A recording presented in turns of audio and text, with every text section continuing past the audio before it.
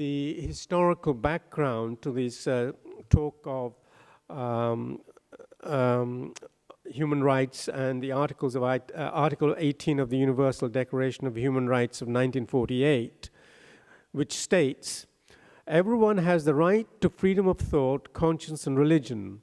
This right includes freedom to change his religion or belief, and freedom, either alone or in community with others and in public or private, to manifest his religion or belief in teaching, practice, worship, and observance."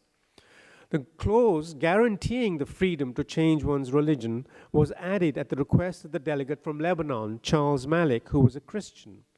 Lebanon had accepted many people fleeing persecution for their beliefs, in particular for having changed their religion.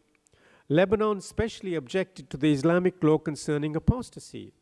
Many Muslim countries, however, objected strongly. Sorry, it's too near. Is that better? Is that better? Okay.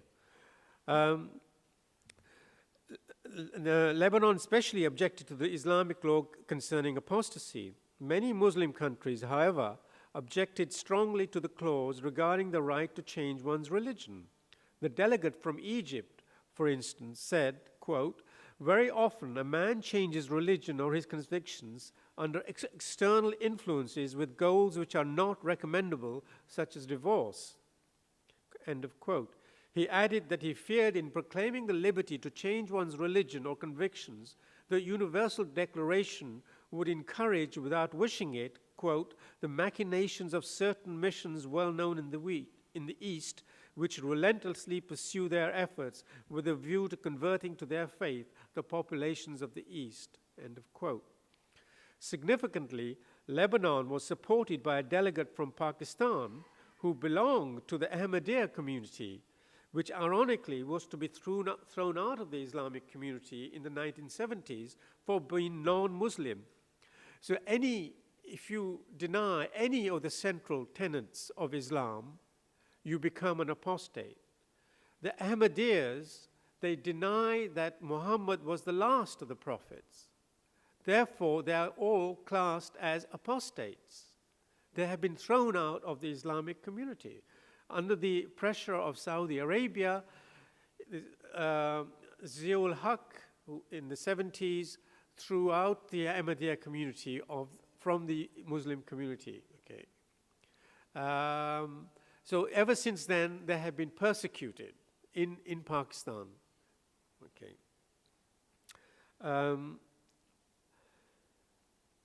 Significantly,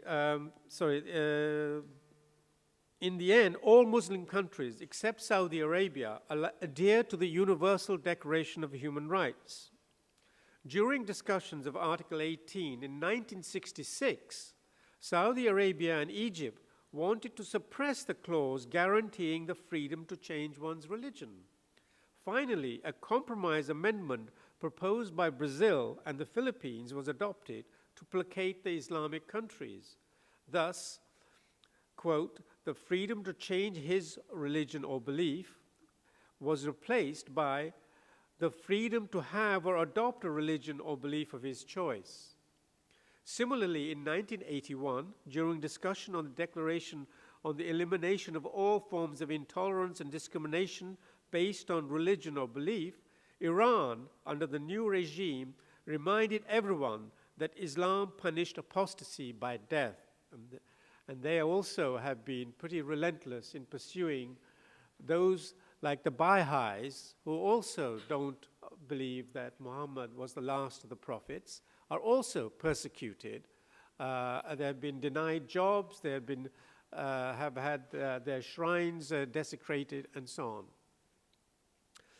The delegate from Iraq, backed up by Syria, speaking on behalf of the Organization of the Islamic Conference, expressed his reserve for any clauses or terms that would contradict the Islamic Sharia, while the delegate from Egypt felt that they had to guard against such a clause being exploited for political ends to interfere in the internal affairs of states. The various Islamic human rights schemes or declarations, such as the Universal Islamic Declaration of Human Rights, are understandably vague or evasive on the issue of the freedom to change one's religion, since Islam itself clearly forbids apostasy and punishes it with death. As Dr. Elizabeth Mayer says, the lack of support for the principle of freedom of religion in the Islamic human rights schemes is one of the factors that most sharply distinguishes them from the International Bill of Human Rights, which treats freedom of religion as an unqualified right. The Muslim author's unwillingness to repudiate the rule that a person should be executed over a question of religious belief reveals the enormous gap that exists between their mentalities and the modern philosophy of human rights. Islamic human rights schemes are clearly not universal, since they introduce a specifically Islamic religious criterion into the political sphere, whereas the Universal Declaration of Human Rights of 1948 places human rights in an entirely secular and universalist framework. The Islamic human rights schemes severely restrict and qualify the rights of individuals, particularly women, non-Muslims, and those such as apostates who do not accept Islamic religious orthodoxies. I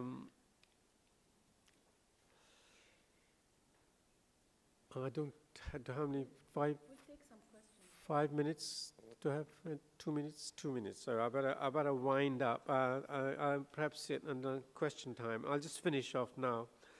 This is a part of a speech that I gave at the United Nations on apostasy in 2000 and I forget when it was now. I think it was 2004, 3, 4. Anyway.